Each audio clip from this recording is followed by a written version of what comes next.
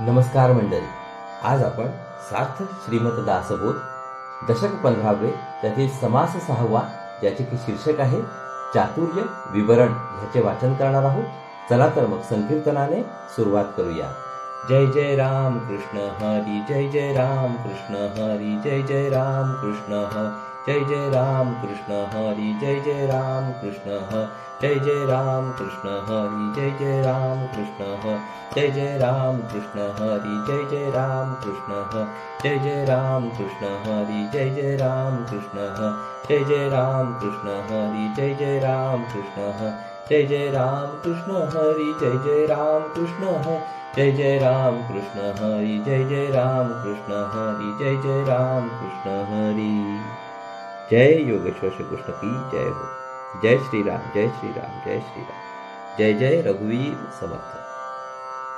चला तर मग सुरुवात करूया. सार्थ श्रीमत दासबोध दशक 15वे समास 6वा चातुर्य विवरण. मानवी जीवनात ज्ञानास परमोच्च स्थान आहे असे श्री समर्थांचे अगदी स्पष्ट मत या समासात उघडपणे आढळते.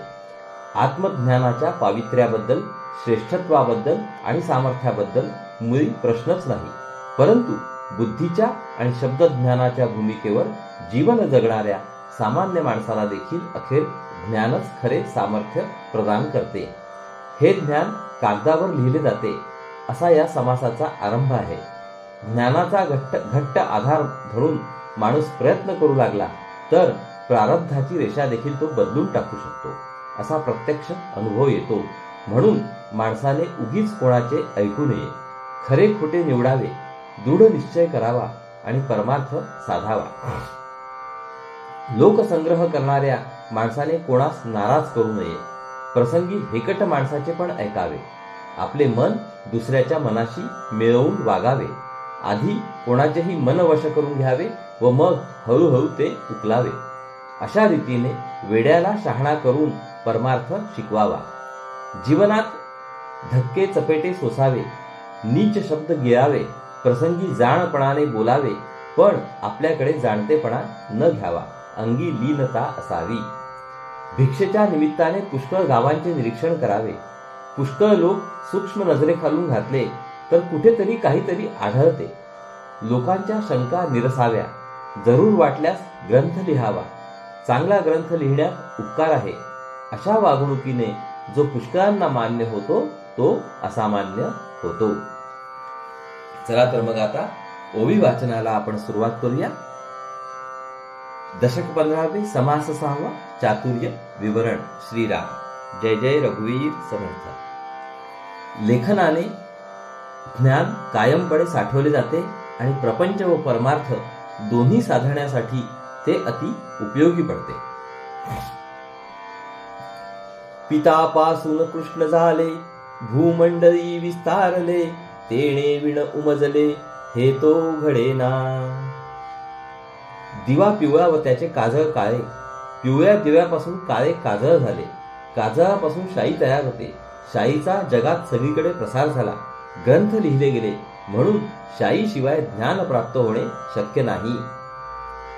आहे तरी स्वल्प लक्षण, सर्वत्रांची साठवण, अधम आणि उत्तम गुण तेथेंची असती.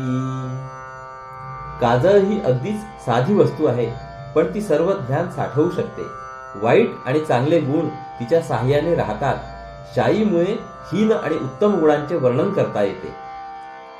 महिसूत सरसाविला, सरसावून द्विधा केला, उभयेता मिळून चालिला, कार्यभाग. महिसूत म्हणजे बोरू तासला व तासून त्याचे टोक मध्ये चिरले. हे चिरलेले दोन भाग मिळून लिहिणे चालते.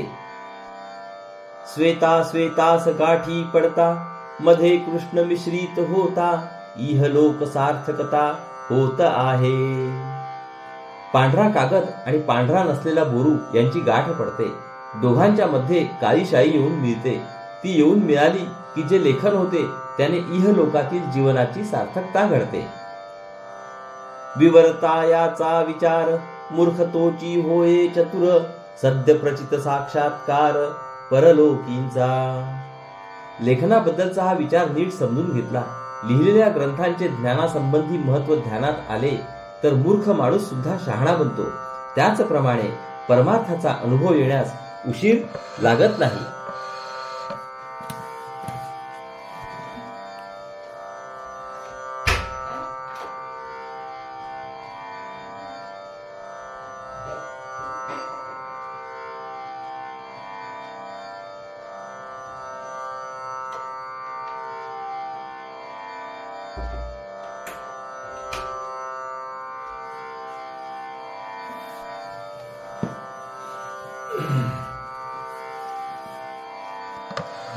ग्रंथातील ज्ञान शब्दांकित असते, शब्द रेखामय असतो, रेखा पुसता येते. यावरून श्री समर्थ सांगतात की ज्ञानाने माणूस आपली प्रारब्ध रेखा खात्रीने बदलू शकतो. असा अनुभव आहे. हा अनुभव प्रत्येकाने जमेस धरावा. सकळास जे मान्य तेची होतसे सामान्य, सामान्यास अनन्य होई जेत नाही. सर्वांना जी गोष्ट मान्य होते तिचा प्रसार सामान्यपणे समाजात होतो, पण चतुर माणूस त्याच्याशी सहमत नसतो. प्रारब्धाची रेषा पुसली जात नाही ही गोष्ट सामान्यपणे सर्वजण मानतात, पण ते तसे नाही. उत्तम मध्यम कनिष्ठ रेखा, अदृष्टीची गुप्त रेखा, चत्वार अनुभव सारिखा होत नाही. रेखांचा विचार करता असे सांगतात की त्यात 4 प्रकार आहेत. उत्तम रेखा, मध्यम रेखा, कनिष्ठ रेखा आणि चौथी अदृष्टाची गुप्त रेखा. या रेखा पाहून भविष्य सांगणाऱ्यांच्या भविष्याचा काही सारखा अनुभव येत नाही. 14 पिढ्यांचे पवाडे, सांगती ते शहाणे की वेडे, ऐकत्याने घडे की न घडे ऐसे पहावे. उगीच मागील 14 पिढ्यांच्या पराक्रमाच्या गोष्टी सांगणारे लोक शहाणे की वेडे समजायचे? वेडेच समजावे, कारण ऐकणाऱ्याने आपल्या हातून काय घडू शकते व काय घडू शकत नाही ते पाहावे. रेखा ती तुकी पुसोन जाते, प्रत्यक्ष प्रत्यया येते, डोळे झाकणी करावे ते काये निमित्त. कागदावरील रेखा पुसली जाते असा प्रत्यक्ष अनुभव येतो, त्याचप्रमाणे हातावरील रेखा पुसली जाते असाही प्रत्यक्ष अनुभव येतो. मग अदृष्टाची गुप्त रेखा देखील पुसता येईल याकडे डोळेझाक करू नये. अशी डोळेझाक करण्याचे काही कारण नाही. माणसाने स्वतः विचार करावा, सर्वांचे ऐकावे, पण खरे खोटे निवडून निश्चय करावा आणि परमार्थ साधावा. दुसऱ्याचे मन वश करून वेड्याला शहाणे करावे. लोकांमध्ये उगीच वाद वाढवू नये.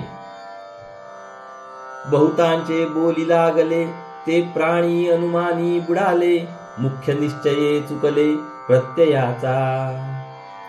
जो माणूस पुष्कळ लोकांचे ऐकण्याच्या नादी लागतो तो अनुमानात बुडतो.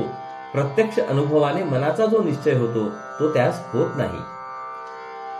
उदंडाचे उदंड ऐकावे, परिते प्रत्यये पहावे, खरे खोटे निवडावे अंतर्यामी. खूप लोकांचे खूप ऐकावे, परंतु स्वतः अनुभव घेऊन त्याची किंमत ठरवावी. आपण आपल्या बुद्धीने त्याचा खरे खोटेपणा ठरवावा.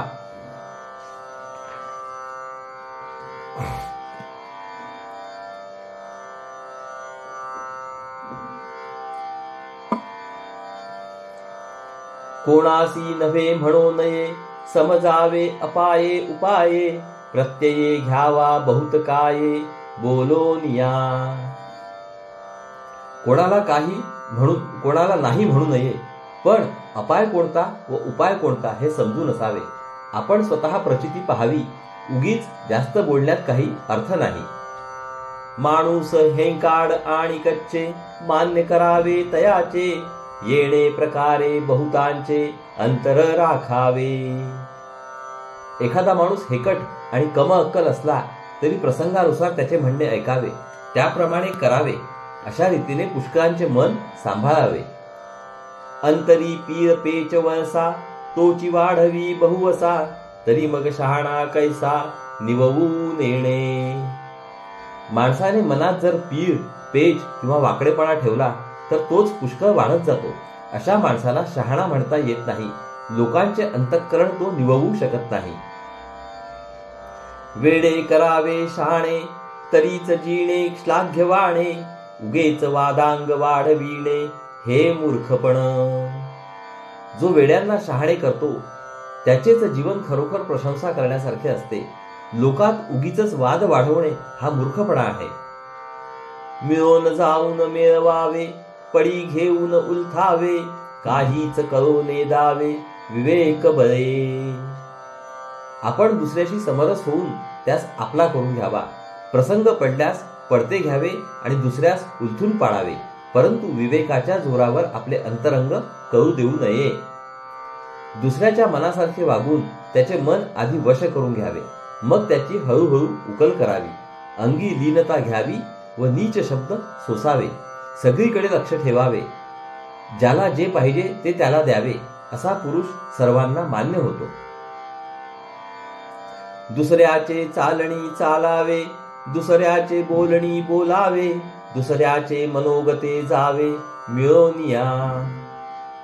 दुसरा वागेल तसे वागावे, तो बोलेल तसे बोलावे, अशा रीतीने दुसऱ्याच्या मनोगतामध्ये आपण समरस होऊन जावे. जो दुसऱ्याच्या हितावरी तो विपटका कहीच न करी, मानत मानत विवरी अंतर तयाचे. जो दुसऱ्याचे हित पाहतो तो त्या हिताविरुद्ध काहीच करत नाही. दुसऱ्याला शिकवीत शिकवीत त्याचे अंतरंग सुधारतो. आधी अंतर हाती घ्यावे मग हळूहळू उकलावे, नाना उपाये न्यावे परलोकासी. प्रथम दुसऱ्याचे मन वश करून घ्यावे, नंतर हळूहळू त्यातील गुंतागुंत उकलावी. अनेक उपाय करून त्याला परमार्थ साधून द्यावा. हेंकाडास हेंकाड मिळाला तेथे गलबलाची झाला, कळहो उठता चातुर्याला ठाव कैचा. हेकट माणसाला दुसरा हेकट माणूस भेटला तर भांडण तंटा होऊन आरडाओरडा होतो. भांडण निर्माण झाल्यावर मग चातुर्याला जागाच उरत नाही. उगीच करीती बडबड परी करून दाखविणे हे अवघड, परस्थ साधणे जड कठीण आहे. वायफळ बडबड करणे कठीण नाही, प्रत्यक्ष कृती करून दाखवणे कठीण आहे. दुसऱ्याचे स्थान शत्रूचे स्थान हस्तगत करून घेणे फार कठीण आहे. धक्के चपेटे सोसावे नीच शब्द साहात जावे, प्रस्तावोन परावे आपले होती. धक्के चपेटे म्हणजे संकटाचे आघात सहन करावे. कोणी अपशब्द बोलले तर ते गिळावे. असे वागल्याने आपल्याला विरोध करणारी माणसे पश्चाताप पाहून आपलीशी बनतात. प्रसंग जाणूनी बोलावे, जाणपण काहीच न घ्यावे, लीनता धरून जावे जेथ तेथे. प्रसंग पाहून तसे बोलावे, पण जाणतेपणा आपल्याकडे घेऊ नये. आपण जेथे जाऊ तेथे अत्यंत लीन होऊन जावे.